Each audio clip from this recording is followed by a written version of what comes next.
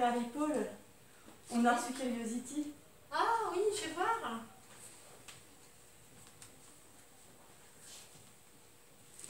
J'adore la couverture. Ah oui, c'est marrant ce petit robot là. Ouais, en fait, c'est le robot Curiosity. Le robot qui est sur Mars depuis 2012. Ouais. Et en fait, en 2016, il a été doté d'une intelligence artificielle par la NASA, ce qui fait qu'en fait, il peut explorer sur Mars et choisir les zones, si tu veux, les zones qu'il veut explorer. C'est pas tout le temps la NASA qui lui donne les indications. Et donc il est un peu indépendant, si j'ai bien compris. C'est ça, en fait, c'est ça qu'ils appellent l'intelligence artificielle. Ouais, c'est ça. Et Sophie Divry, elle est partie de ça, et du coup, elle en a fait elle a écrit un livre. Et c'est juste génial parce que, si tu veux, elle a imaginé le robot de manière un peu personnifiée, qui a des sentiments, qui se sent vraiment sur Mars, etc. Et il y a vraiment beaucoup d'humour et en même temps des questions sur l'humanité. Et en plus, il est bref, hein. Il a l'air très concis. C'est ça en fait, il est très bref. Et justement, je pense que c'est une force du livre parce que, si tu veux, elle utilise un espèce de procédé, si on peut dire, où le robot décrit ce qu'il fait sur Mars et en même temps... Je vois que ça t'a plu et moi ça me fait penser que j'ai eu un coup de cœur aussi pour un livre. Je voulais faire une petite critique, mais puisque tu es là, je vais te raconter l'histoire. Ah ouais? C'est le livre d'Olivia El-Kaïm, Le tailleur de Revisal, qui est paru chez Stock lors de la dernière rentrée littéraire de septembre. Et bon, c'est un auteur qu'on va recevoir lors de la rencontre littéraire du Lutte au mois de novembre. Ah mais oui, bien sûr. Voilà. Et il y aura un autre écrivain, Salim Bachi aussi. Et elle raconte dans cette histoire son grand-père, c'est Marcel El-Kaïm, qui un soir, nuit d'octobre 58, va être enlevé par des gens du FLN. Et donc il peut croire que c'est ces dernières heures qui sont arrivées, qu'il va être abattu comme les autres. Et lui, c'est quelqu'un de modeste, un petit tailleur, il a sa femme Viviane, ses 2 enfants qui chérissent, et lui, ça y est, il se voit mort, fini. Voilà. Et tout compte fait, il va avoir la fille Lavisso. Et ce qui est intéressant, tout compte fait, c'est à travers l'histoire de ses parents, de ses grands-parents, qui sont là depuis très longtemps, même avant la présence française en Algérie, et qui ont été naturalisés par un décret de 70, parce que tous les juifs ont été naturalisés français à cette époque-là. Elle met une part d'elle-même et elle remonte à ses origines, tout compte fait. Et elle a attendu longtemps avant de pouvoir se retourner vers son histoire, tout compte fait. On suit cette famille lors des événements de la guerre d'indépendance, leur exil, comme tous les pieds noirs, leur exil forcé en métropole, leur installation, et puis les gens qui les accueillent pas vraiment bien, ils sont confrontés à la misère, et puis ils doivent s'en sortir, surmonter ces épreuves, surmonter cet exil, ce déracinement. Et donc c'est une lecture moi qui m'a beaucoup touchée. C'est très poignant et en même temps c'est une écriture fluide, facile et vraiment un coup de cœur. Voilà. Et j'incite les gens vraiment à rencontrer cet auteur et, après avoir lu son livre, qui seront disponibles dans les 3 médiathèques. Tiens, t'as entendu parler de ce bouquin? Non, c'est quoi? Planète vide.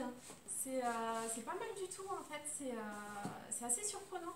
C'est un livre sur la décroissance démographique mondiale. C'est 2 journalistes canadiens qui l'ont écrit et qui, contre toute attente, disent qu'on est en train de perdre des gens sur Terre. C'est ça. Ah, c'est intéressant. C'est intéressant et c'est pas du tout ce dont on a l'impression. Donc il parle à l'horizon 2050 d'une chute de la population et de ce que ça veut dire en fait un monde où les gens sont de plus en plus vieux. Voilà, c'est à la fois un monde plus calme, plus écolo, mais aussi... Ah oui, parce que j'allais dire, c'est pas très gai déjà. Ouais, après il peut y avoir des bons côtés. Oui. Mais voilà, donc ils expliquent continent par continent ce qui est en train de se passer au niveau démographique. Donc c'est sympa parce que tu n'es pas obligé de tout lire en même temps. Et puis ils ont des arguments voilà, qu'on n'attend pas. Ils montrent aussi donc, pourquoi les femmes ont de moins en moins d'enfants, de plus en plus tard. Voilà, c'est assez passionnant et ça fait se poser plein de questions. C'est une nouveauté? C'est relativement nouveau, oui. Je crois que c'est 2020. Ouais, 2020. Ok. On l'a reçu là? Oui, c'est assez récent, effectivement. D'accord. Bah, tu me le donnes, je vais aller l'équiper, du coup, s'il est fini. Ok. Merci.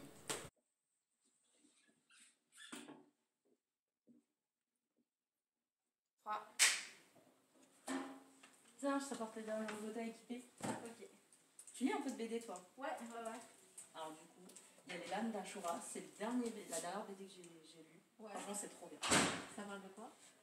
C'est un groupe de femmes, en fait, dans lequel il y a un seul homme. Et en fait, c'est des pirates, mais des pirates dans le style plus qui attaquent des convois ou des trains. Ouais. Et en fait. Des convois, peu importe. Ouais, de nourriture, tout ça et tout. Donc c'est un peu mi-brigand, mi-pirate. Ouais. Et c'est super beau, les couleurs elles sont trop belles et il y a vraiment il y a tout dedans, quoi. D'accord. Ça se situe à quelle époque? C'est dans un monde un peu imaginaire, il y a des petites références plus Asie, mais Asie plus centrale. Ok. Donc moi j'ai le coup de cœur, j'ai trouvé ça super beau. À cheval et tout? Et du coup, quand tu l'as fini, tu me l'as remis sur le bureau? Ouais, ok. Merci. Aurélie? Ouais. Je cherchais des petites nouveautés à descendre en bas. Ah oui. Bah tiens. Ah bah t'es en train d'en faire. Ouais. C'est quoi? Ça c'est Tresse, c'est un récit de science-fiction. Les deux vont sur le présentoir littérature de l'imaginaire. Ouais. C'est un récit de science-fiction un peu post-apocalyptique. T'as des illustrations, c'est un conte illustré en fait. Super beau. Ouais, et en fait c'est des explorateurs qui sortent pour voir comment est l'état de la Terre et qui vont à la rencontre de tribus qui ont vécu en autarcie pendant tout ce temps. Et en fait, tu as des contes qui sont recueillis, qui sont à la fin du livre, où la tribu raconte un peu son histoire, tout ça. Voilà, ça donne envie. Hein. Ouais, j'ai adoré ce livre-là. Et du même auteur, il y a celui-ci, je sais pas si tu aimes la fantaisie. Ben ouais, ça m'intéresse. Ouais, c'est Tessel en fait, il a eu le Grand Prix de l'Imaginal là justement. Et franchement, c'est génial, j'ai adoré aussi. On suit les aventures d'une princesse qui s'appelle Moira et dont le père meurt en fait et elle est ramenée au palais impérial pour être mariée de force. Oh, bah d'accord. Et du coup, elle décide de s'enfuir pour retrouver son frère qui a disparu. Donc on suit ses aventures, ses découvertes avec tout un tas de retournements de situation, tout ça. Donc, c'est pareil, je l'ai dévoré en une soirée. Bah, je les prends, ça me donne envie. Tiens, Merci. merci à toi. Valérie? Oui, salut. Je te rapporte du coup les nouveautés d'en haut. Ah, super. Tiens. Merci. Là. Ah bah oui. Celui-là c'est jeunesse, ça, donc je vais le remonter. Ouais. Mais attends quand même, je l'adore. C'est Faut vrai? que je t'explique. Ça s'appelle Forêt des frères. Et en fait, donc déjà c'est un album grand format mais magnifique qui sort du lot. On arrive, il y a deux frères côte à côte, le brun, le blond. Tu vois, qui rencontrent, on va dire, la même jeune femme rousse, symbole de la nature. Et en fait, on est bien en pleine forêt, on se sent bien. Et là, en fait, ça va mettre en parallèle leur deux vies avec ce que symbolise la vie réussie pour l'un dans sa petite maisonnette qui pêche ses poissons, et puis le grand luxe pour l'autre, tu vois, qui coupe les arbres, qui construit des magnifiques hôtels de luxe. Bon, ça peut faire rêver 2 secondes, hein, la vie de luxe, je reconnais. Mais finalement, Mais ils sont avec la même personne ou... Alors ça, c'est pas le sujet. Hein. Ah, d'accord. Je pense que non, c'est juste un doublon, la jeune femme.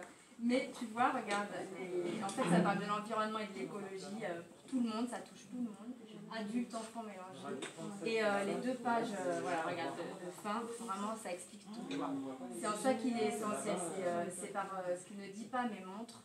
Tu vois, sur le côté dévastateur de la nature dans nos sociétés modernes. Je l'adore. Je sais qui c'est qui l'illustrateur, parce qu'il me fait penser à une battue. Et pas du tout, Yukiko Noritake. C'est un japonais. D'accord. Voilà. Ah, mais génial. Tu vois, moi Merci. je le monte. Hein. Ouais, mais merci, merci. Ça, c'est les comptines. Salut Brice, ça va? Ouais, toi? Ouais, je te rapporte des nouveautés à Ah, ranger. bah, magnifique. Ouais, je te rapporte ça. D'accord. Ah, bah, Ouais. justement, j'ai un coup de cœur là depuis une certaine livraison Ouais. là qui vient d'arriver. Faut absolument qu'on le mette en avant. C'est un vrai livre sur le blues, sur l'histoire du blues. Ça s'appelle comment? C'est la vie de Charlie Patton. Ah, d'accord. Et en fait, c'est Cyril Magui. C'est un musicien qui est parti sur sa route, sur les pionniers du blues. Donc c'est vraiment un beau document sur la vie de Charlie Patton, son enfance.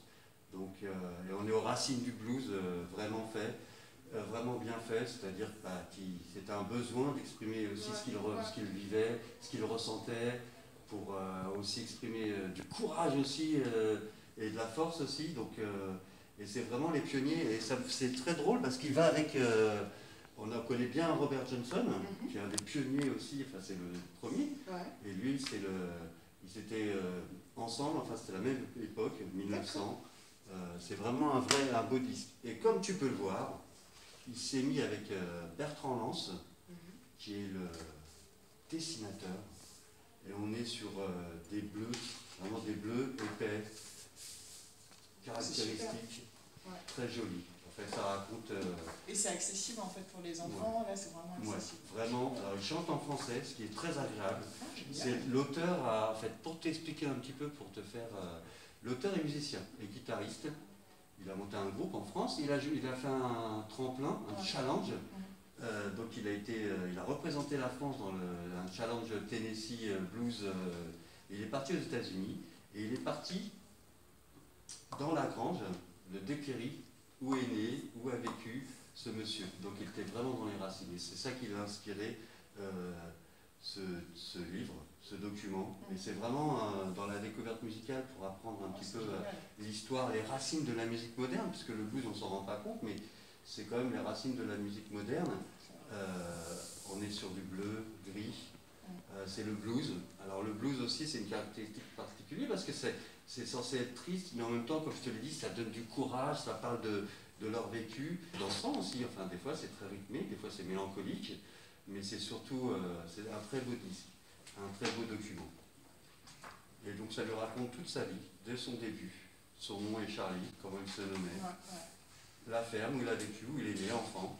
Ses premiers cours de guitare, puisqu'il avait besoin, en fait, c'était comme un besoin vital, d'exprimer ce qu'il ressentait, de leur conditionnement, puisqu'on est dans les champs de coton, comme tu peux le voir. Et le titre, les bédaines de coton, en fait, c'est des gros sacs qui remplissaient. Voilà. Et du coup, l'expropriation, et voilà. Et tout ça, c'est mis en chanson, en texte, qui explique vraiment ce qu'il a vécu, et c'est vraiment sincère. C'est vraiment c'est au-delà d'un témoignage, ce livre-là, c'est un vrai bonheur, parce que c'est un document on a des choses sur le blues, mais là on est vraiment sur l'essentiel. Alors c'est pour tout public, à partir de 0 à 4 pour les adultes, c'est extraordinaire. Je le mets à la jeunesse, mais vous pouvez le découvrir, enfin, on peut le découvrir à n'importe quel moment, c'est un vrai plaisir. Je l'ai écouté hier déjà, quand il est arrivé, extraordinaire. Vraiment pas déçu, enfin pas déçu, non, c'est pas du tout mais vraiment très agréable. Pour toi, c'était vraiment une vraie découverte. Ne serait-ce que dans les sonorités, puis l'authenticité qu'il met à l'intérieur. Voilà, donc moi c'est un vrai coup de cœur. Ah mais génial. Moi je vais en profiter quand même parce que j'allais le manger, mais ça a été mon coup de cœur en fait, BD en fait de l'année 2020-2021 pour moi. C'est Podum. Donc c'est une BD de Hubert et de Sanzin. Et en fait, voilà, pour moi ça a été une BD, même si ça se passe en Italie, à la période de la Renaissance, on découvre en fait ce personnage de Bianca, voilà, qui a 18 ans, qui va être plus ou moins être obligé de se marier, c'est un mariage arrangé avec un jeune homme qui s'appelle Giovanni. Et en fait, elle, son but, c'est quand même d'essayer de connaître ce jeune homme, de savoir ce qu'il est. Et en fait, on lui fait bien comprendre que c'est pas possible, que c'est comme ça et qu'elle devra découvrir cet homme quand elle se mariera. Et en fait, c'est sa marraine qui va un jour lui donner une peau d'homme. Et avec cette peau d'homme, elle va pouvoir sortir, découvrir pour le coup le monde des hommes en fait, découvrir le monde des hommes, voir comment ils vivent, voir comment ils sont. Et en fait, cette BD, pour moi, c'est vraiment une BD qui fait écho encore aujourd'hui à la condition féminine, à tout ça, à tous les problèmes que les femmes peuvent rencontrer encore aujourd'hui. Et voilà, pour moi, ça a été vraiment un coup de cœur. Les illustrations sont juste sublimes. Le personnage de Bianca, pour moi, cette BD, ça m'a fait penser un peu au film de Billy Wilder avec certains hommes chauds. Voilà, c'est le travestissement, mais il y a de l'humour, il y a aussi des moments quand même très durs, très violents. Et puis la découverte de l'amour surtout. Et franchement, pour moi, ça a été le coup de cœur BD de cette année.